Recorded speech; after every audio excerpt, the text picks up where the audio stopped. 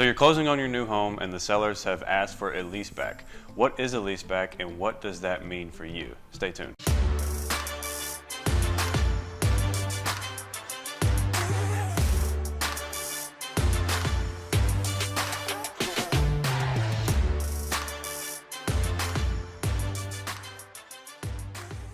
Hey everyone, Andrew here with the Lake team in Houston, Texas. Welcome back to another video that we have for you today. If you're watching this on YouTube and you haven't already, go ahead and smash that subscribe button down below. We do our best to produce the absolute best real estate content to produce to you guys each and every week. With that being said, let's go ahead and move straight into today's topic, which is what is a leaseback and what does this mean for you? Real quick, let me explain what a leaseback actually is, what that means. A leaseback is a short-term agreement with a seller and a buyer that when the buyer closes on the property, the seller can then turn into, quote unquote, the renter, and the buyer is then the landlord. This is a very short-term lease agreement. It's typically when it happens when the seller just can't get out or vacate the property on the closing date. And so they just need a little bit more time to get out of the property.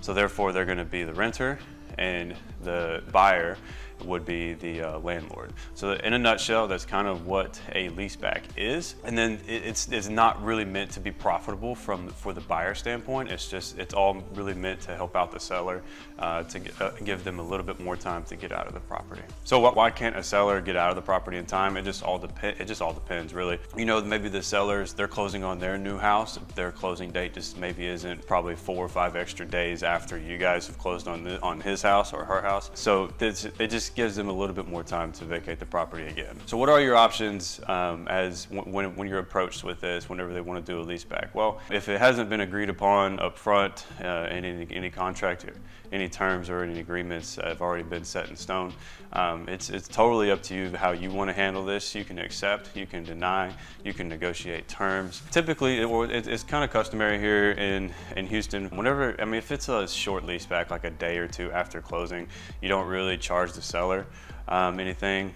Sometimes it could be like 50 bucks a day or $100 a day if it extends to, maybe a week or so out, right? Because a week is a pretty long time, and at this point, the buyer, you would be obligated to make those payments at the end of the month, right, for your mortgages. So time is money at this point, right? So but you want to pay for something that you're going to be living in. But if it's a short term, maybe like 1 or 2 days, typically, no one really bats an eye. It's like, yeah, sure, go ahead and get an extra couple of days to get all your stuff out of the house, or understand that you're closing on the new property at that time. So yeah, so you can accept, you can deny, you can negotiate the terms. Maybe you don't want to do a lease back or take on any associated risks that may come with a lease back without some sort of compensation. That's totally up to you, and it's a conversation between you and your agent that you guys need to have. So how do you prepare for a lease back when you're approached with this? So let's say, for example, that you have said, okay, fine, we'll do a lease back. Now there's some things that you might need to switch around. Did you schedule deliveries? Did you schedule movers? You might need to go ahead and get prepared, call your movers, call the appliance companies that you ordered your appliances from, maybe reschedule those. You have done all that. Utilities, if it's only a few days, really wouldn't just stop the transfer of utilities, because typically the sellers probably haven't moved their utilities either. But I wouldn't go ahead and go as far as removing the utility, transferring over the utilities until after you move in. Just go ahead and keep that if it's a few days. There are some extensive leasebacks that I've seen before that are 2 weeks, 3 weeks long. Those are pretty rare and quite uncommon, but for the 2 or 3 day ones, a very, very short term, few days, I wouldn't bat an eye about transferring over or rescheduling utilities. Maybe cable, because maybe you need to be there with somebody if they're going to install the cable and internet for you guys.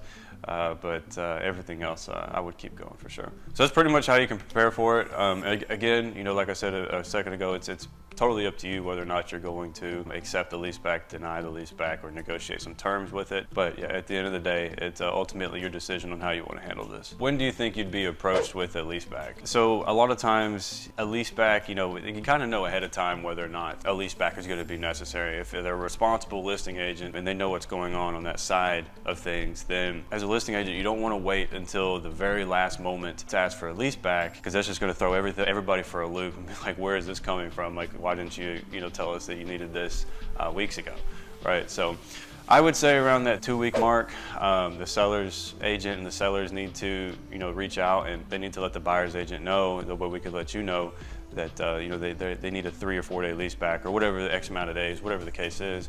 But it's not. I have had 1 or 2 people before come up at like the day before closing and ask for a lease back, and that's just totally unacceptable. At this point, everyone has everything planned out, so it's best that the sellers go ahead and ask for the lease back. I would say at least a couple weeks out, the way everybody can be prepared for it.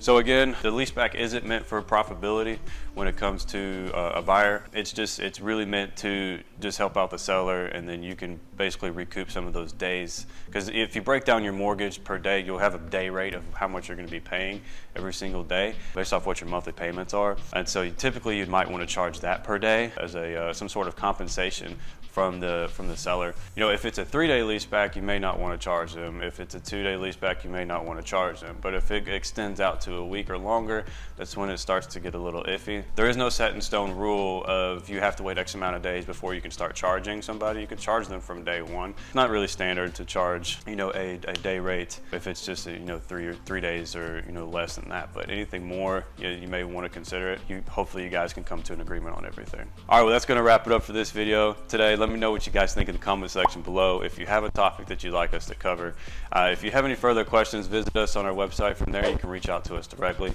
And if you're watching this on YouTube, I'll leave our information in the description of the video as well. Don't forget to smash that subscribe button so you'll be the first to notified whenever we release new videos each and every week. Like I said, we do our best to produce the best real estate content to you guys every single day. So that's going to wrap it up for today. I'm Andrew with the Lake Team here in Houston, Texas, and we'll see you next week.